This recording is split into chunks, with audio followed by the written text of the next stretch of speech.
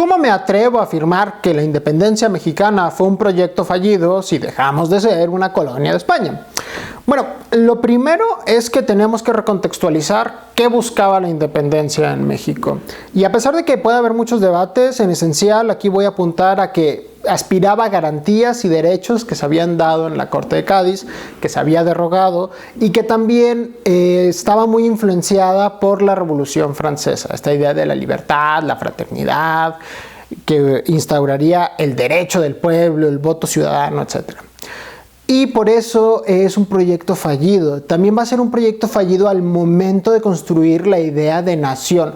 ¿Qué es México como nación? Las naciones no solo tienen que ver con una construcción geográfica, tienen que verla con una construcción social y cultural. Y México era un país absurdamente diverso que se fue fragmentando y se intentó fragmentar más de lo que está actualmente. Sin más, tuvimos la independencia o el intento de independencia de Yucatán, de Centroamérica, de Río Grande, acá en el norte de la República, de Texas, de California. Todos estos fueron procesos que demostraron la fragilidad del Estado mexicano y cómo muchas veces el pueblo o las élites de regiones en concretas no estaban de acuerdo con el rumbo que estaba tomando la nación. Entonces, el día de hoy vamos a hablar un poco de detalle sobre estos primeros años del México independentista, sobre la ficción política que construimos y cómo la independencia falló en sus postulados. En primer lugar, hay que contextualizar algo muy importante. ¿Por qué el pueblo no podía aspirar a las garantías que decía la Constitución? La Constitución mexicana siempre se ha dicho aquí en el país que era una de las más avanzadas del siglo, que no teníamos igual, que incluso estaba sobre la francesa, pero ¿por qué nunca se vio en el pueblo? Y el principal problema es que el pueblo realmente no conocía las garantías que le daba la Constitución. Tenemos que recontextualizar que era un pueblo con muchos índices de analfabetismo, que las élites intelectuales realmente fueron quienes dijeron el movimiento y fueron quienes impusieron los deseos de la gente. Y siempre va a crear esta pantomimia política.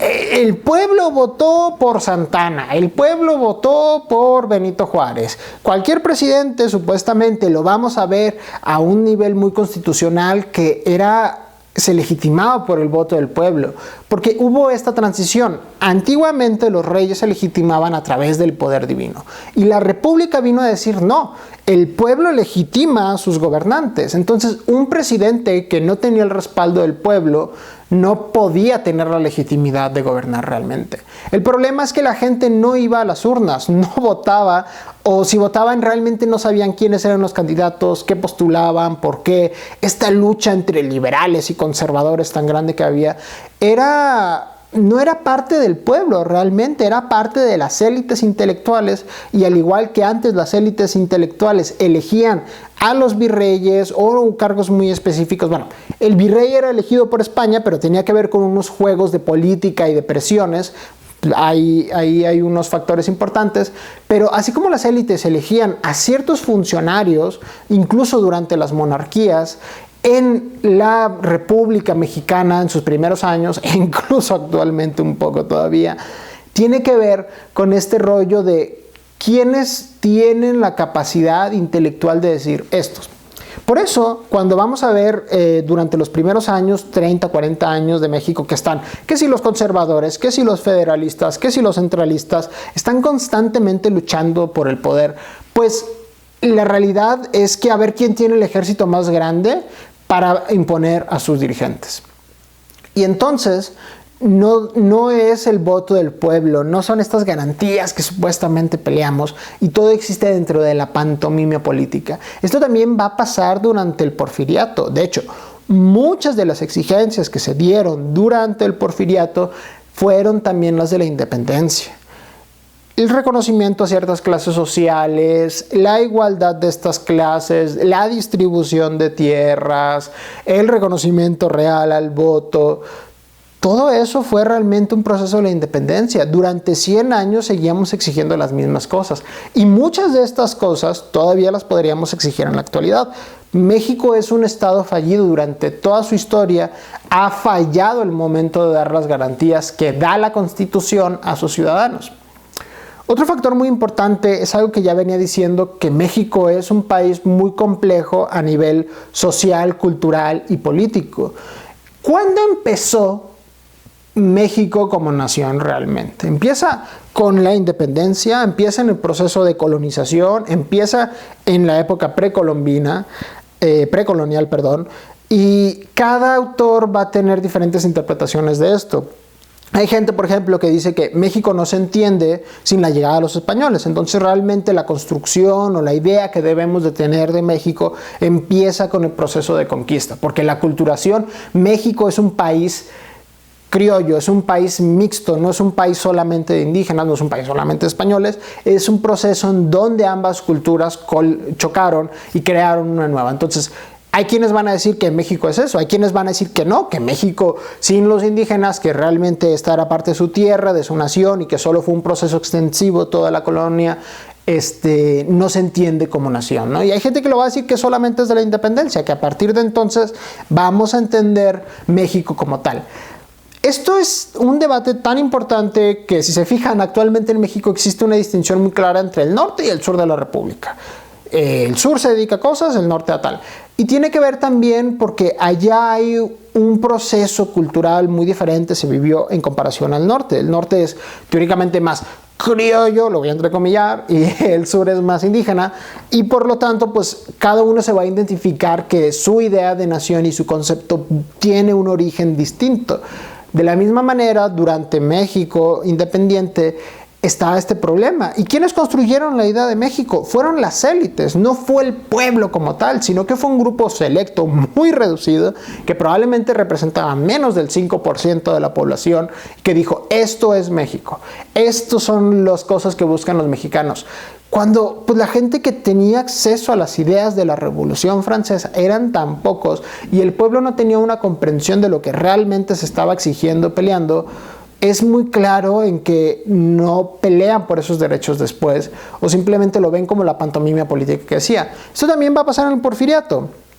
Esta idea supuesta de que todos estamos avanzando, todos estamos progresando, pero el pueblo sigue exactamente igual, sí estamos realizando votaciones, pero siempre ganan los mismos, a pesar de que no hay un porcentaje de votación, es exactamente que vivimos en la pantomima política y las élites estaban muy deseosas de mantener este estado supuesto de derecho, ¿no? Entonces, México falló en ese sentido, falló también al momento de que ni siquiera sabía qué quería hacer, si íbamos a ser una república o íbamos a ser un imperio.